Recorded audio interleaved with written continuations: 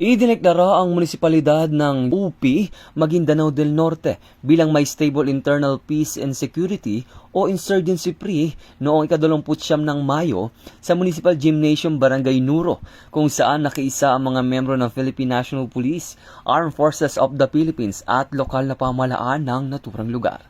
Dumalo sa naturang programa si Police Colonel George D. Bagundol Jr., ang Acting Provincial Director ng Maguindanao del Norte Provincial Office, kasama ang mga tauhan ng UP Municipal Police Station.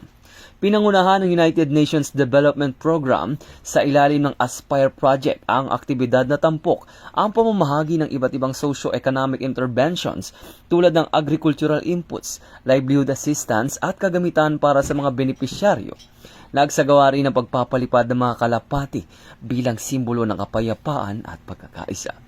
Tampok din sa aktibidad ang paglagda sa Memorandum of Partnership Agreement sa pagitan ng LGU, 57 Infantry Battalion ng Philippine Army at UP Municipal Police Station bilang pagpapatibay ng kanilang pangako na manatili ang kapayapaan, seguridad at patuloy na kaunlaran sa komunidad. Ang bagong PNP para sa bagong Pilipinas, serbisyong mabilis, tapat at nararamdaman.